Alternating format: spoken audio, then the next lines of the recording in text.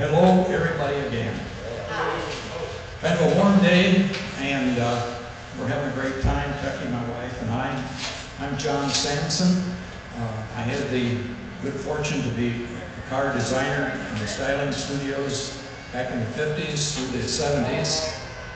Worked for Ford Motor for a few years, worked on the first Thunderbird, and then I was recruited by Virgil Exner, and I worked at Chrysler and put into the DeSoto studio and worked on DeSotos until they decided no more DeSotos.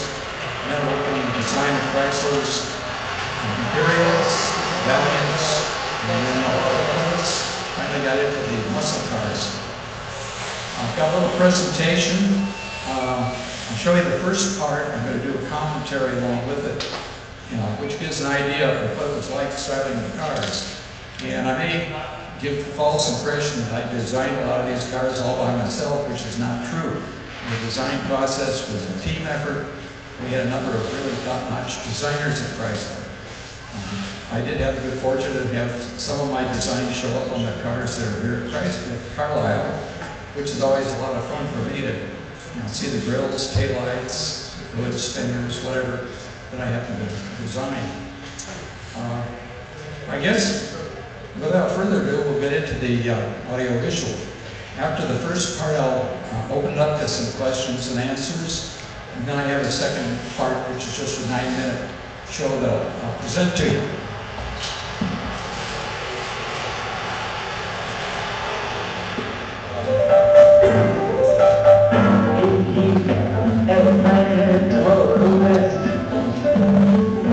Travel by the way, take the highway, that's the best.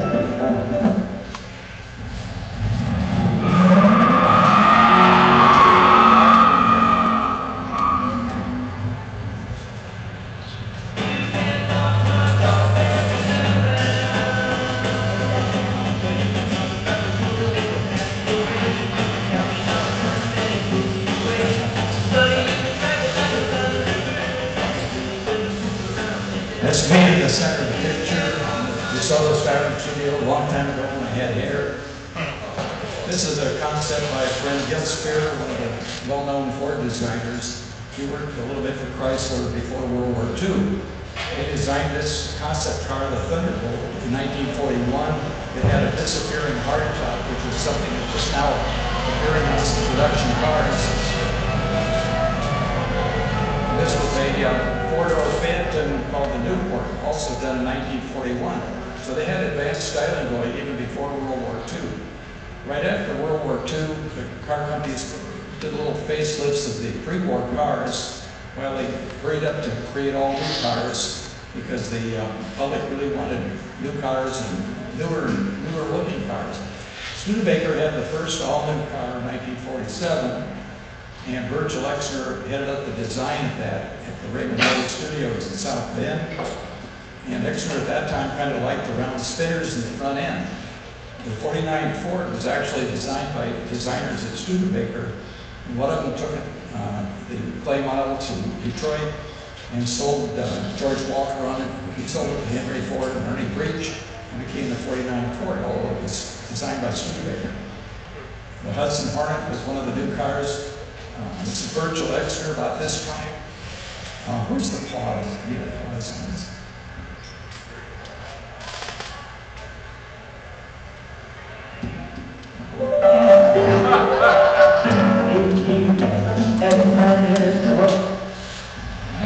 I don't think it has to.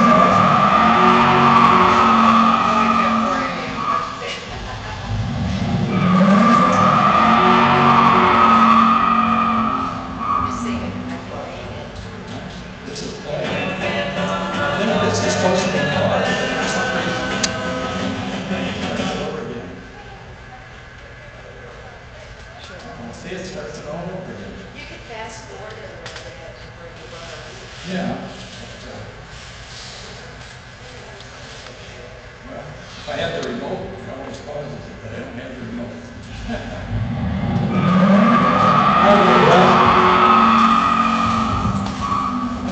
Thanks.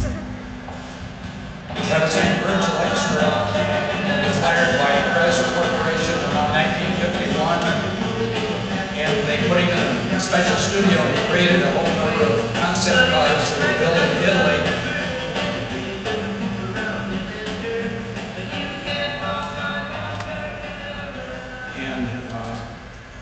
So Exner's design became influential in the design of the 52, 53 Ford cars, and Exner wanted to go with a European type styling. Some of the other companies also were looking at European styling. Europe was really popular right after World War II, and they made movies about Paris and Rome. And so they thought maybe they should go the way the European cars did. And Ford considered a little cheese Italian design for Lincoln.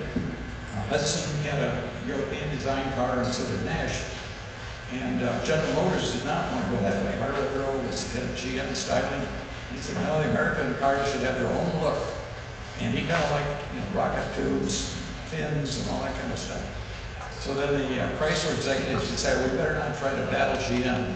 And so Exner did not get his way with his European look cars, and instead we went with the fin tails.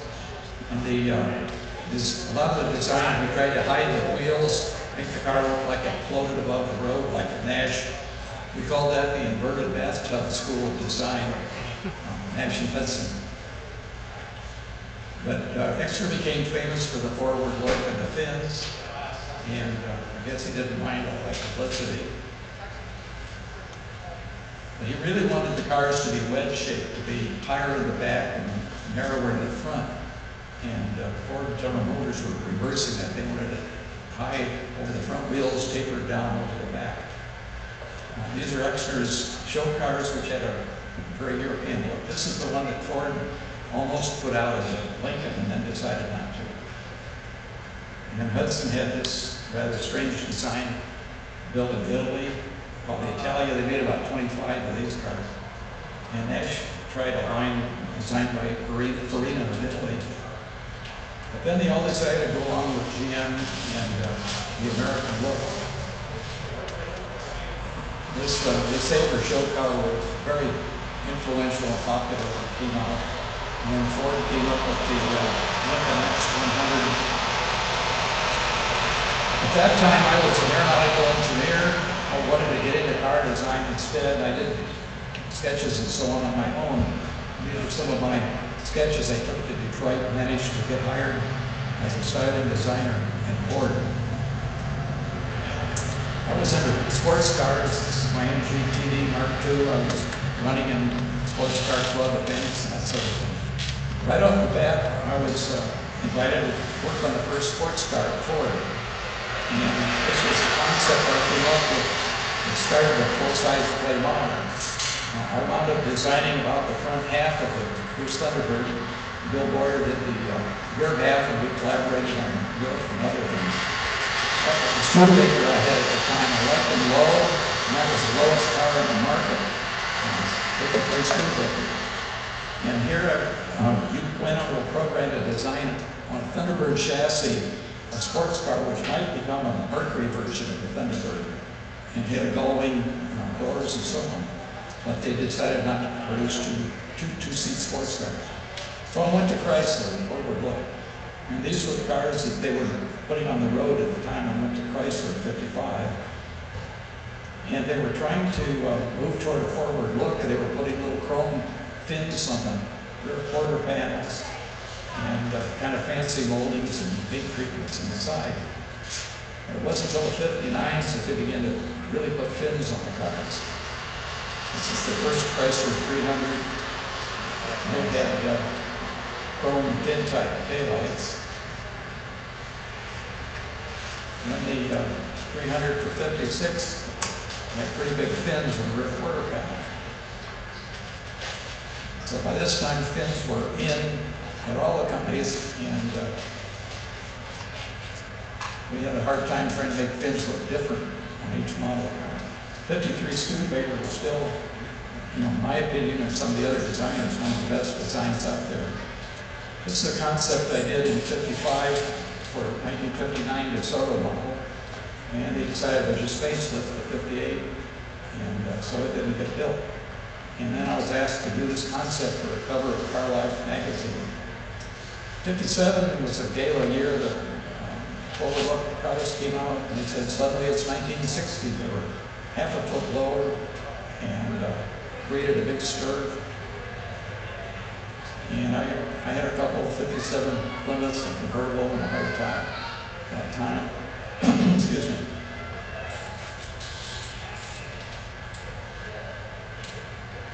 And Exner's type of design shows up in the 300. He liked that classic grill type thing, so he got that on the 300s, and he also got a lot of his design on the new 1960 Valiant. Chrysler 300D, big fins.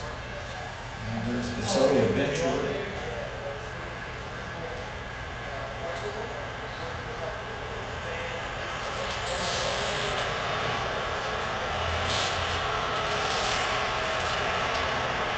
And 57 Imperial.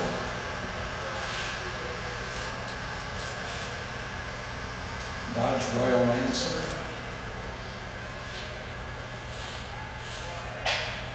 This is the concept I did for a 1960 DeSoto.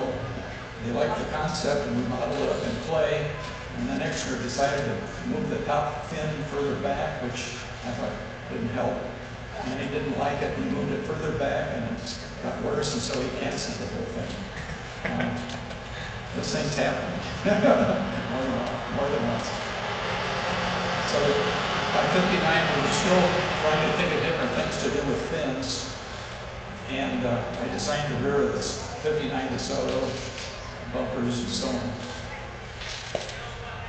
Dodge was really getting extreme with all those rocket tubes and fins. And they wanted the cars to look as wide as possible, so the grills were stretched clear out wide. The idea was the cars had to be longer, lower, and wider, and they got really extreme. 1960, we still had fins on most of the cars, but in the design studio, we were told fins were going to be gone, so we had to figure out how to do new cars without fins. This is Exner's type of design: blade over the front wheels, and the spare tire on the back, and classic grill, the kind of design that makes me really like it. And he liked to show the whole wheel on the car, not cover that. 60 Plymouth, I was never really excited about it. I didn't work on that. Well, we got rid of the fins on that. This is the concept I did for a 4-passenger sports car to compete with the 4-passenger Thunderbird. But the company decided not to spend the money and put it out. We modeled it up in clay. And it was a pretty nice design. And this is the 61 Lancer made from the Valiant unibody car. Dodge played around with names. The Lancer was the big car, and the Dart was a big car. Then the Lancer became a small car, and then the small car became a Dart. I designed the ornamentation and taillights. It said 61, but I made a mistake. It was 62 Imperial. And I was in that studio for about 9 months, and I designed the circular eagle, which they used a few years for the logo. For 62, we started out doing large Plymouth and Dodges, and suddenly the company got the idea that GM and Ford were going to downsize the cars from 62. So they worked it up. And we produced small Plymouth and Dodges. This was a concept car Exner designed, and that's the theme we wanted on the 62 Plymouth and Dodge. This is the way the Dodge turned out. And of course, they were the, Ford and GM still had big cars for 62, so the little Chrysler products didn't sell very well. They decided to get rid of Virgil Exner and brought in Elwood Ingram and headed up design. 62 30.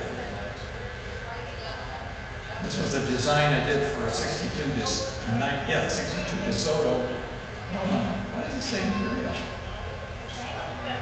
Yeah, it was a good. Supposed to have been DeSoto, but they canceled the DeSotos after 61, so it didn't get built. And we did a lot of concepts that never got built. But there was a lot of perks being a designer, and sometimes they give you fancy cars to take home for the weekend. And we designed the Barracuda. It was a One designer thought of doing the fastback on a Valiant body, and we all had to do sketches of how to do the roof and back and so on. And they liked my design with a great big backlight, so I wound up supervising the clay modeling of that first Barracuda. The fish design was done by a designer named Bill Anthony. Everybody thought that was really neat.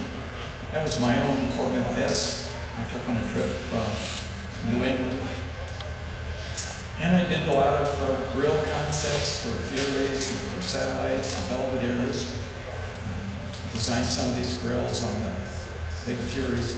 At Chrysler, we were kind of jack of all trades. You could do a body design, you could do wheels, ornamentation, just about anything. And this was pretty well designed that I wanted to promote for the 67 Barracuda. And it was a little too extreme, and we decided to make it a little more conventional. Another designer, Fred Schimmel, had this design for the 67 Barracuda. It would have been nice if we could have done bumpers like that back then, but they didn't do it. And that was one of my concepts for the 67. This was the Barracuda SX show car, which a young designer who had been in GM for a little while came to Chrysler, designed this, everybody loved it. He made a show car, and as soon as they pulled it out on the show, Jim Bowers said, "Hey, that's our new GTO, you can't do that." So they pulled it off the show car circuit, and they canceled all pictures of it. And hardly anybody ever knew it existed. But we kind of used that theme when we designed the 67 Barracuda. These are some of the wheels I designed.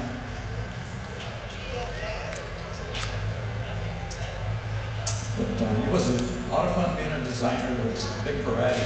That's the rally wheel that wound up on a lot of muscle cars. Seen around a lot. And I got to work on the Plymouth Duster and worked out the way the roof integrated with the rear quarter panel. And we got the curvier side glass the Barracuda had. I tried to propose a sport wagon based on the Duster, but that didn't fly.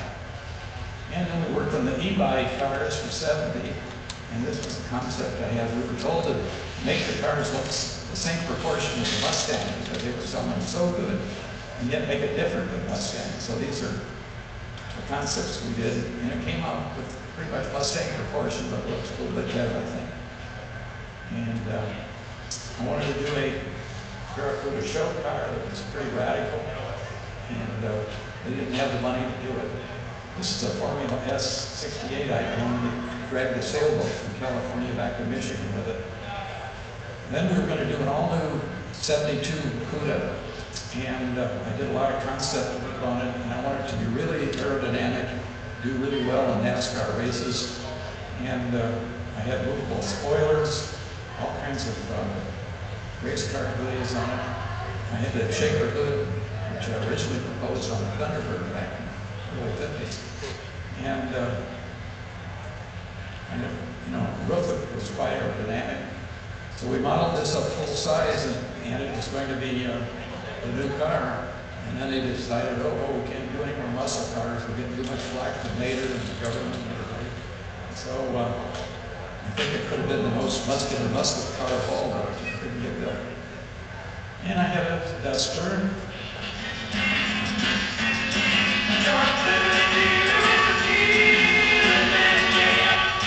I'm a Plymouth dealer, a dealing man. Right now I'm giving the best deal ever on that new, fast-moving Plymouth Fastback, the Plymouth Barracuda. Hey man, the name of the Plymouth Fastback is the Barracuda. I know, I can't pronounce Barracuda. Hey, that's a bad scene, man. I mean, like you being a Plymouth dealer and not being able to say Barracuda.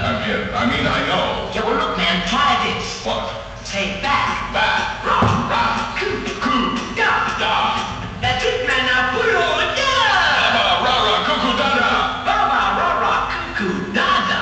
Yeah, still not right, is it? Well, it ain't Barracuda, man. But I think we got a hit record. Forget a Barracuda,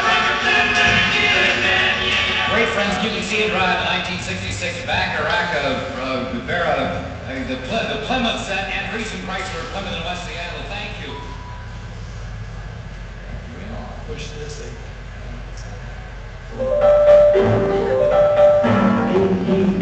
Everybody